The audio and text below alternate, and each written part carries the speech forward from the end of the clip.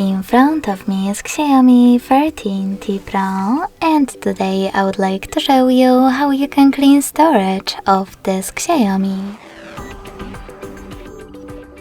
Begin by going into Devices Settings and clicking on the About Phone section right away. Then tap on Storage under Device Name. Scroll all the way down and tap on Free App.